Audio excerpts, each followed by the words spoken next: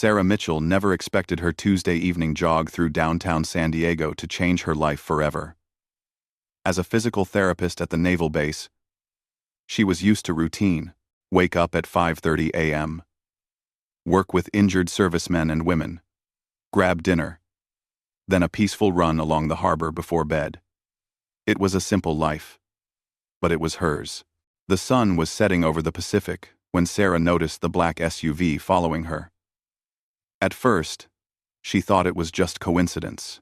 The vehicle stayed 3 car lengths behind as she turned from Harbor Drive onto Fifth Avenue. But when she made another right onto Island Avenue, the SUV followed again. Her heart started beating faster, and it wasn't from the exercise. Sarah had grown up in a military family. Her father was a Marine, her brother served in the Army, and she had learned early to trust her instincts. Something was wrong. She pulled out her phone and pretended to take a selfie, using the camera to get a better look at the vehicle behind her. The windows were tinted too dark to see inside, but she could make out the outline of at least 2 people in the front seats. She picked up her pace and headed toward the busier part of downtown, hoping the crowds would provide safety. But as she turned onto Broadway, she realized she had made a mistake. Construction barriers blocked most of the sidewalk, and the area was nearly deserted at this hour. Before she could change direction, the SUV pulled alongside her, and the passenger door opened. "Get in the car, now." The man who stepped out was tall and muscular, wearing dark clothing and sunglasses despite the fading light. He didn't show a weapon, but Sarah could see the bulge under his jacket that suggested he was armed. "I'm not getting in any car with you," Sarah said, trying to keep her voice steady while looking around for help. The street was empty except for a few construction workers who were too far away to hear if she screamed. The man stepped closer. "You don't have a choice, lady. We know who you are and where you work. We know you treat special forces guys at the base. We need information about one of them." Sarah's mind raced. As a physical therapist, she worked with many elite military personnel, including Navy SEALs, who came to her for rehabilitation after missions. Patient confidentiality wasn't just her professional duty, it was a matter of national security. "I don't know what you're talking about," she said, taking a step backward. "I'm just a physical therapist." The man's partner had gotten out of the driver's side and was walking around the vehicle. He was shorter, but looked just as dangerous. "Don't play games with us," the first man said. "We know Marcus Rodriguez has been coming to see you for the past month. We need to know about his injuries, his treatment schedule, and when he'll be back to full duty." Sarah's blood ran cold. Marcus Rodriguez was indeed one of her patients. But he wasn't just any SEAL. He was part of an elite unit that handled the most sensitive operations. If these men wanted information about him, they weren't just criminals, they were likely enemy agents. "Even if I knew who you were talking about, I couldn't tell you anything," Sarah said. "There are laws about patient privacy." The second man laughed. "Laws don't mean much where you're going, sweetheart." Before Sarah could react, they grabbed her arms. She tried to fight, but they were too strong. Within seconds, they had forced her into the back seat of the SUV. The first man slid in beside her while his partner got back behind the wheel. "Drive," the man next to her ordered. As the vehicle pulled away from the curb, Sarah noticed something that gave her a small spark of hope. During the struggle, her phone had fallen onto the sidewalk. It was still on, and she had activated the emergency feature. Her brother had shown her a GPS tracker that would alert her emergency contacts if she didn't check in within 4 hours. The SUV headed north out of the city. Sarah tried to memorize the route, noting street signs and landmarks. They drove for about an hour before turning into what looked like an abandoned industrial complex. Old warehouses and empty lots stretched in every direction. They pulled up to a concrete building that looked like it had been empty for years. Broken windows were boarded up, and weeds grew through cracks in the parking lot. The perfect place to make someone disappear. "Enwell, end of the line," the driver said as he turned off the engine. They dragged Sarah out of the vehicle and through a side door into the building. Inside, The space was mostly empty, except for a few old chairs and tables. Fluorescent lights hung from the ceiling, but only half of them worked, casting strange shadows across the concrete floor. "Sit," the first man ordered, pushing Sarah into one of the chairs. Now that they were inside, Sarah could get a better look at her captors.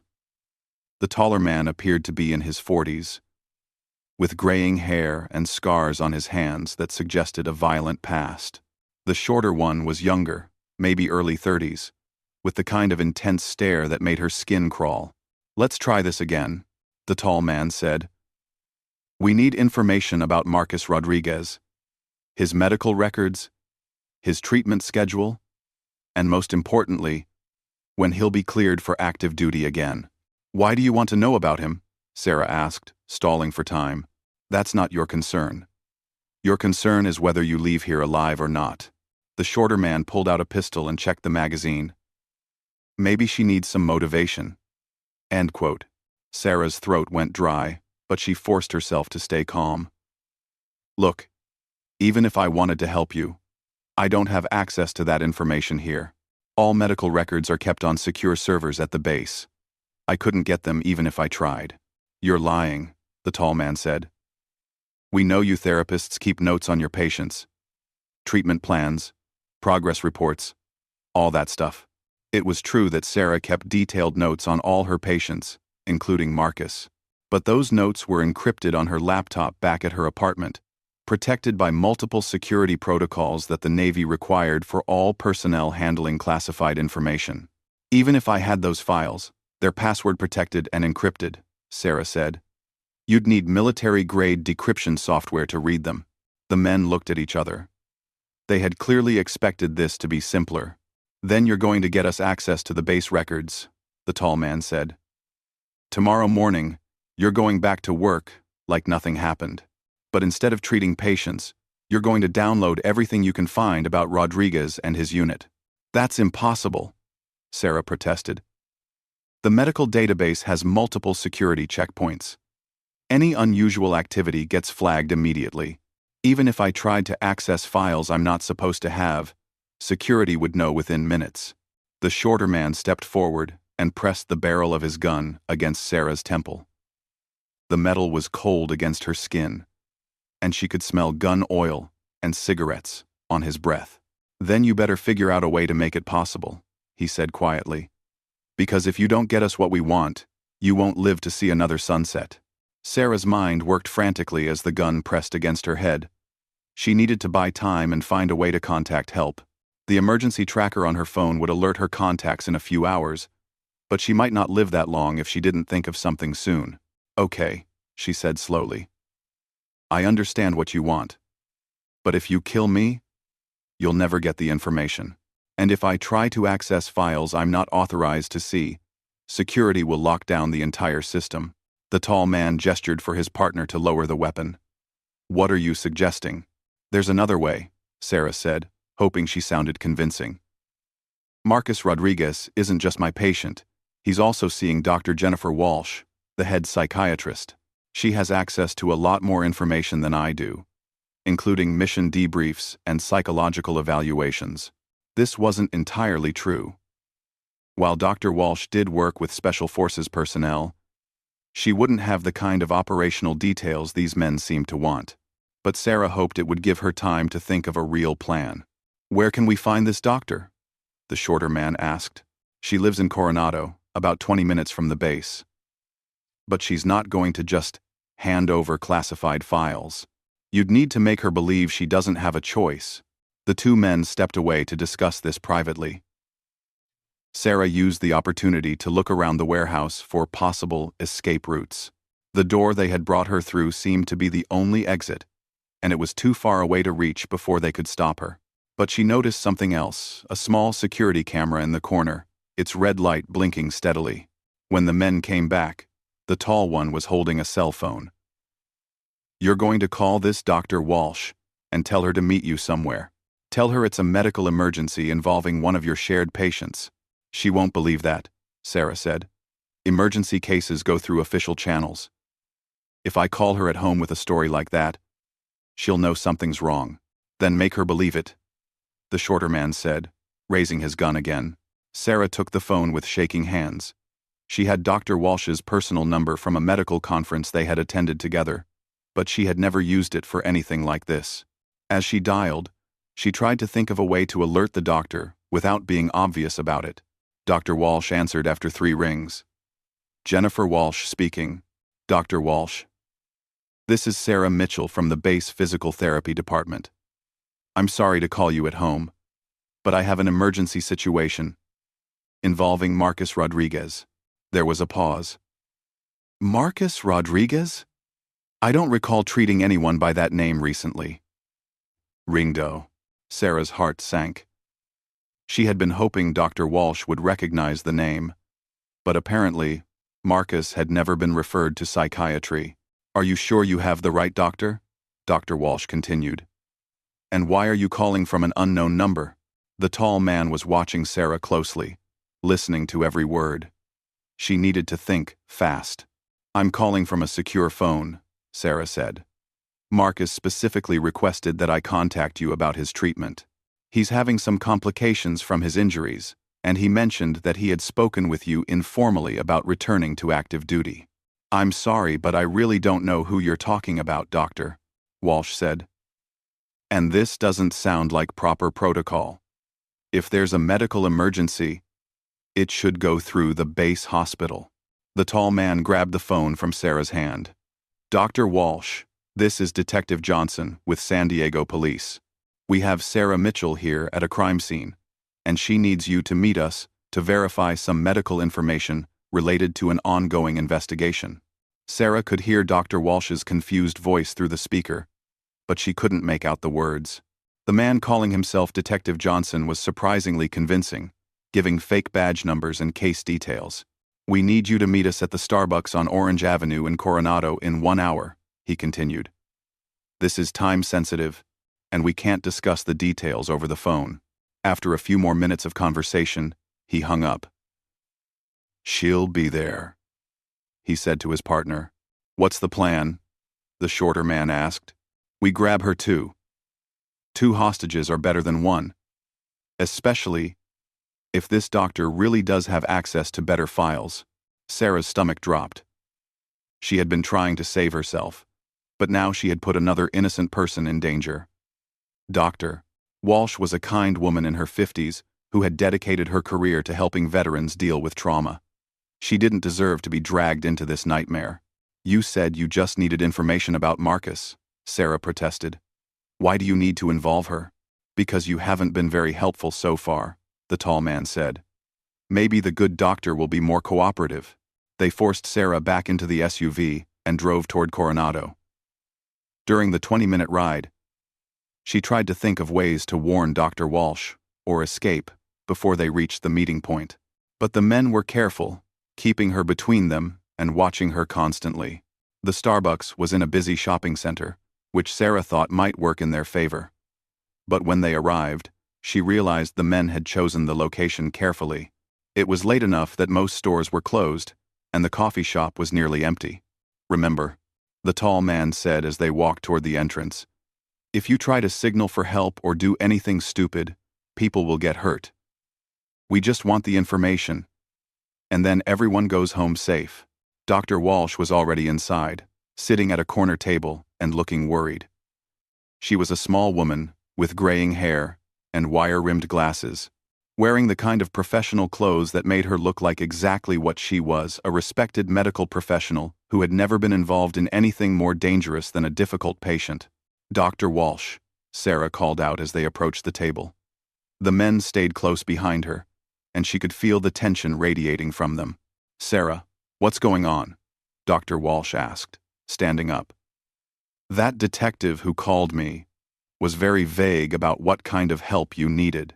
The tall man stepped forward and showed her what looked like a police badge, though Sarah suspected it was fake. Dr. Walsh, I'm Detective Johnson. We need to ask you some questions about one of your patients. I'm sorry, but I can't discuss patient information without proper legal documentation, Dr. Walsh said firmly. Even with police, there are procedures that have to be followed. The shorter man positioned himself near the door while his partner continued the conversation.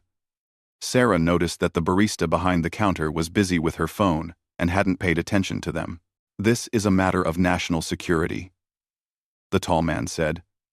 "We need information about a Navy SEAL named Marcus Rodriguez. Any treatments, evaluations, or conversations you've had with him?" Dr. Walsh looked confused. "I told the other woman on the phone, I don't have any patient by that name. I think there's been some kind of mistake." The men exchanged glances. Their plan was falling apart, and Sarah could see them getting more agitated. "Maybe you know him by a different name," the tall man pressed. "He's about 6 feet tall, Hispanic, late 20s. He would have been referred for psychological evaluation after a mission injury." "I work with many service members who fit that description," Dr. Walsh said. "But I still can't discuss specific cases without proper authorization." The shorter man stepped closer to the table. "Maybe we need to continue this conversation somewhere more private." Dr. Walsh suddenly seemed to realize that something was very wrong. She looked at Sarah more carefully and noticed the fear in her eyes. "I think I should call my supervisor," Dr. Walsh said, reaching for her phone. "I don't think so," the shorter man said, grabbing her wrist. Dr. Walsh cried out in surprise and pain. The sound was loud enough that the barista looked up from her phone. "Is everything okay over there?" the young woman called out. "Everything's fine," the tall man said quickly.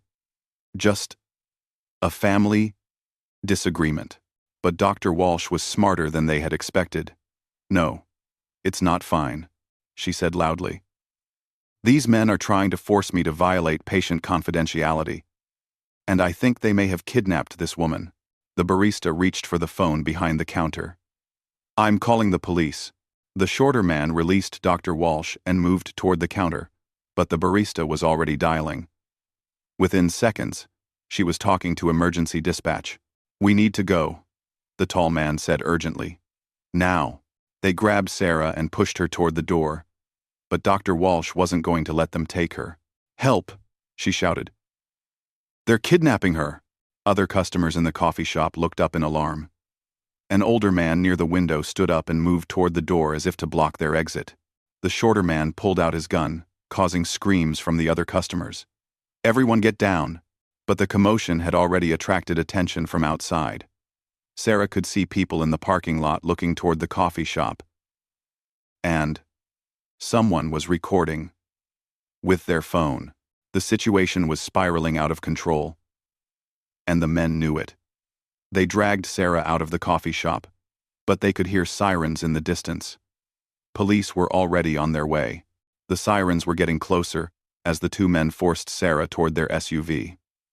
The shorter man kept his gun drawn, while his partner fumbled with the car keys, panic making his hands shake. "Move faster," the gunman shouted. Sarah knew this might be her only chance to escape. In the confusion, their grip on her had loosened slightly. She took a deep breath and threw herself sideways, breaking free and rolling behind a parked car. "She's running!" the tall man yelled. Sarah crawled between vehicles, trying to stay low and out of sight.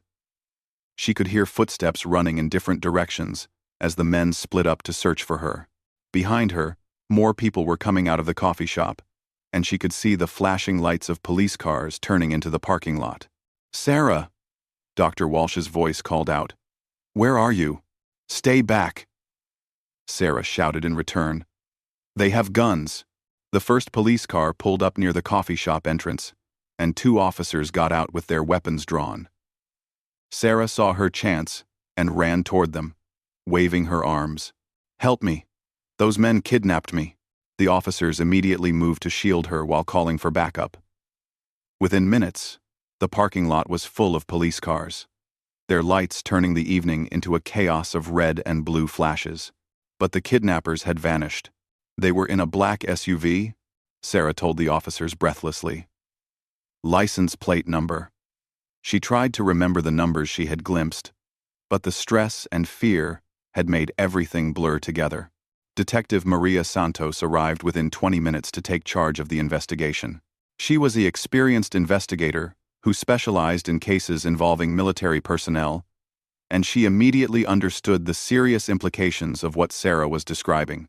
These men were asking specific questions about a Navy SEAL, Detective Santos said as she interviewed Sarah at the police station.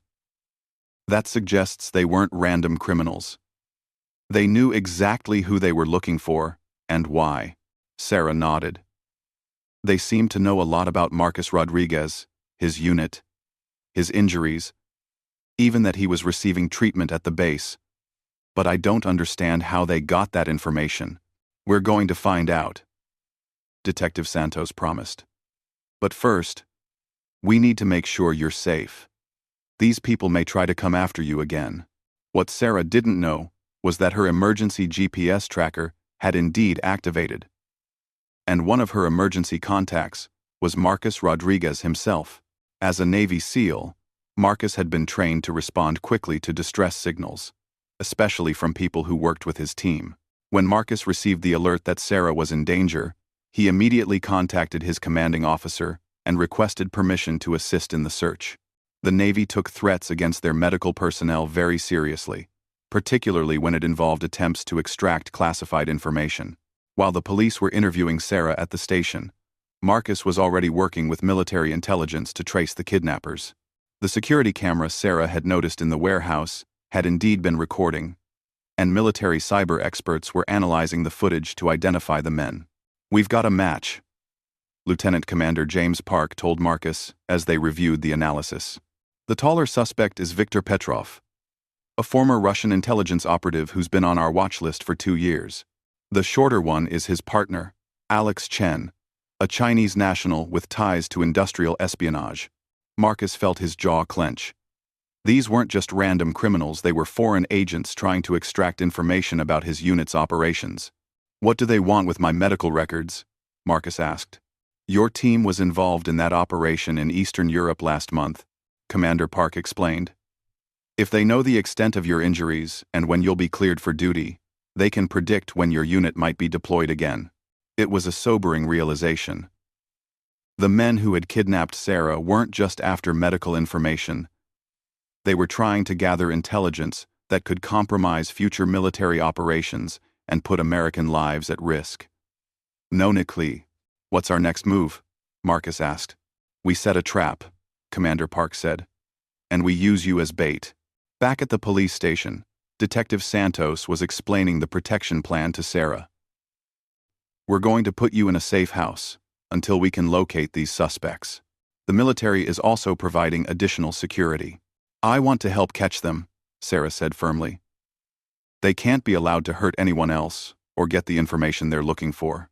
"That's not your job," Detective Santos replied. "Your job is to stay safe and let us handle the investigation." But Sarah had inherited her father's stubborn streak and her brother's sense of duty. "They targeted me because of my work with the SEALs. That makes this personal." Before Detective Santos could respond, there was a knock on the interview room door. Marcus Rodriguez walked in, wearing civilian clothes but carrying himself with the unmistakable bearing of a elite soldier. "Miss Mitchell," he said, extending his hand. "I'm Marcus Rodriguez. I wanted to thank you for protecting my information and to make sure you're okay." Sarah was surprised by how ordinary he looked. She had treated him for a shoulder injury sustained during a classified mission, but seeing him in her clinic, he had just seemed like another injured serviceman. Now, knowing that foreign agents were willing to kidnap and threaten people to learn about him, she realized how little she actually knew about what he did. "I'm fine," Sarah said. "But I'm worried they'll try again. Either with me or with someone else on the medical staff." "They will," Marcus agreed. "Which is why we need to stop them first." Detective Santos looked between them. "What are you thinking?" "1. Marcus turned to Sarah.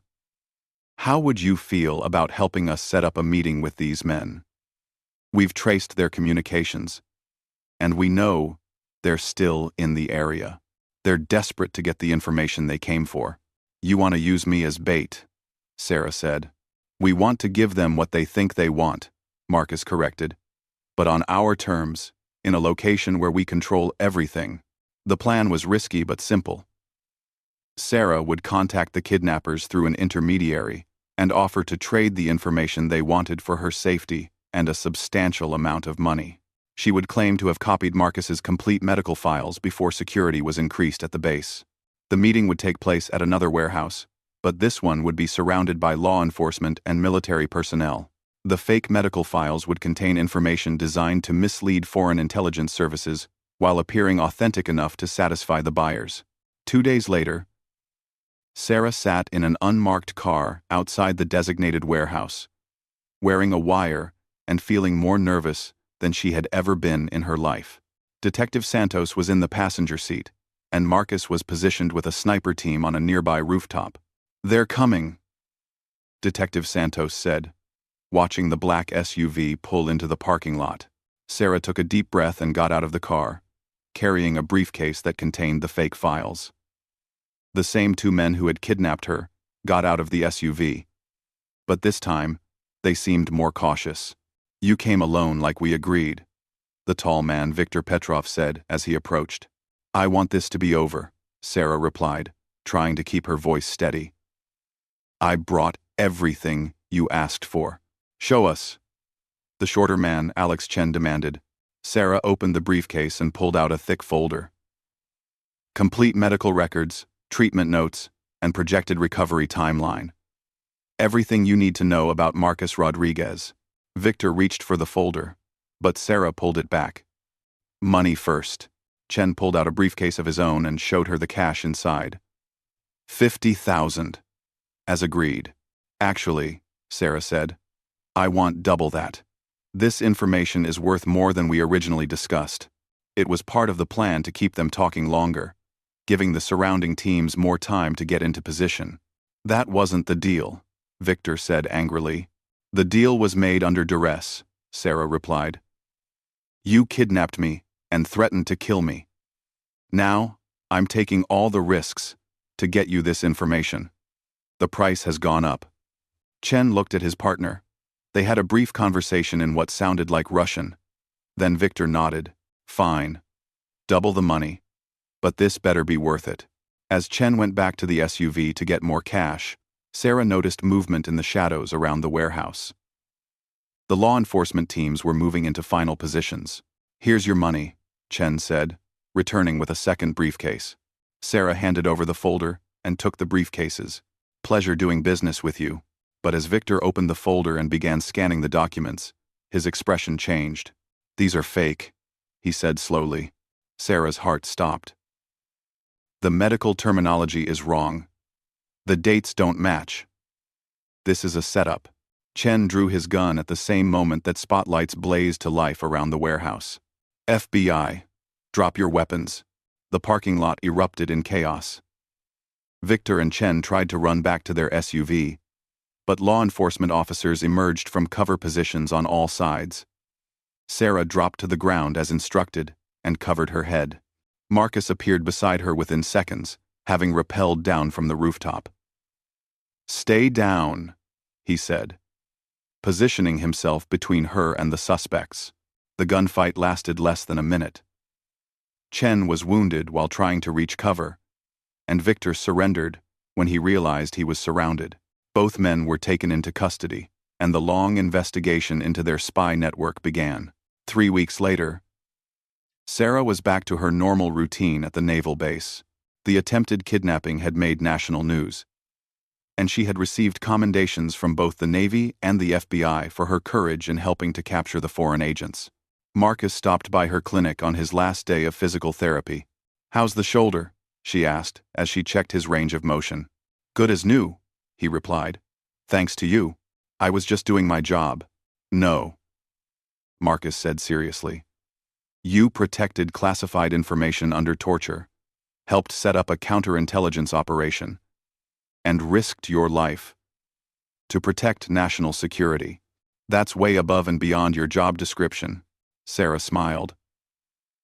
"Well, when you put it that way, the intelligence we gathered from those 2 led to the arrest of 12 other foreign agents operating in the U.S., Marcus continued. "You probably saved a lot of lives." As Marcus prepared to leave, Sarah realized she had learned something important about herself during the ordeal. She had always thought of herself as just a physical therapist who happened to work with military personnel. But when faced with a real threat, she had found reserves of courage and determination she didn't know she possessed. "Marcus," she called out as he reached the door. "If you ever need backup on a mission, you know where to find me." He laughed. "I'll keep that in mind. But hopefully, your days of dealing with foreign spies are over." Sarah hoped he was right. But she also knew that working with the military meant being prepared for anything. And after what she had been through, she felt ready for whatever challenges might come next. The case of Viktor Petrov and Alex Chen became a textbook example of how foreign intelligence services try to gather information about American military capabilities. But it also demonstrated the importance of protecting the people who support our service members, and the courage that ordinary citizens can show when their country needs them. Sarah Mitchell returned to her quiet life as a physical therapist, but she was no longer the same person who had gone for a jog that Tuesday evening. She had discovered that sometimes the most important battles are fought not on foreign battlefields, but in the ordinary places where everyday heroes choose to stand up and do what's right.